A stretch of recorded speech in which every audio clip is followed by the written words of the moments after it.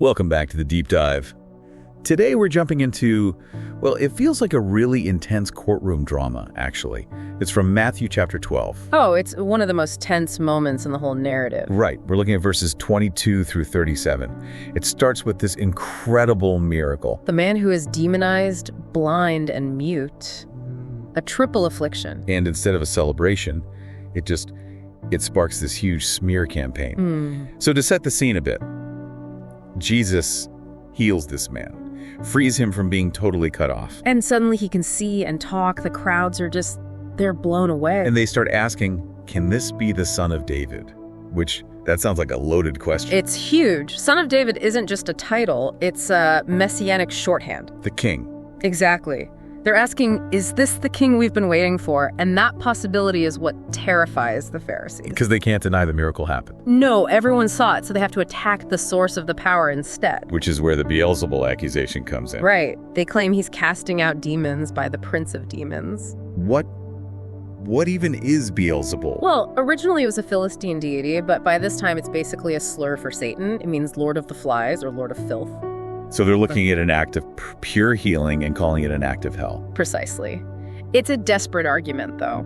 And Jesus seems to see that. He just dismantles it with pure logic. He does. He uses the divided kingdom argument. Okay. He basically says, look, if I'm working for Satan and my job is to kick out Satan's own demons, then Satan is fighting himself. Yeah. It's a civil war. His whole kingdom would collapse. It makes absolutely no sense. So that implies the alternative. Yeah. If it's not Satan's power, it must be God's. That's the pivot. He says if it's the spirit of God, then the kingdom of God has, crashed right into their reality. And then he moves to that strongman analogy.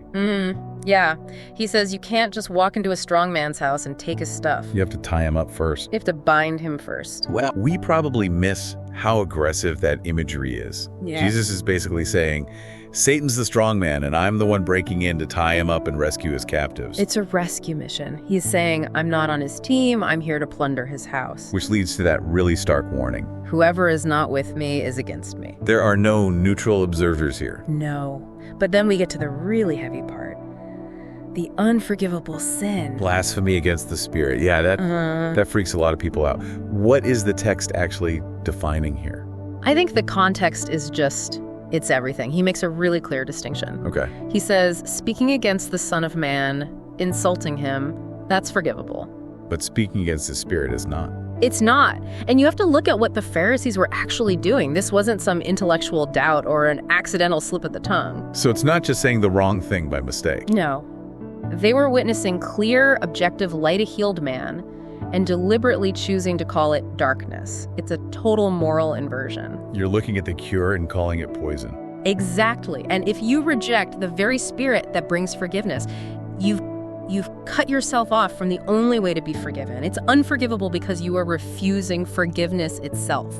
Wow. And that internal state, that hardness, connects to the last metaphor he uses, the tree and its fruit. Yeah, he brings it right back down to earth. He says, the tree is known by its fruit. Meaning their words didn't come from nowhere. Right. This Beelzebul accusation, it bubbled up from a corrupt heart. It had to.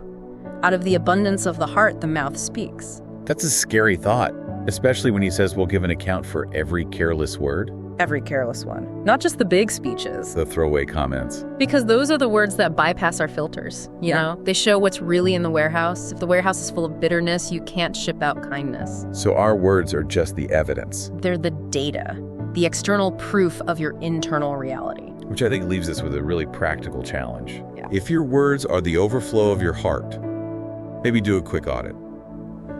Look at your last 10 text messages, your DMs, a comment you left online. Ooh, that's a tough one. It is. But if that transcript was read back as a diagnosis of your soul, would you like what it says? That is the question to sit with. Thanks for diving in with us. We'll catch you on the next one.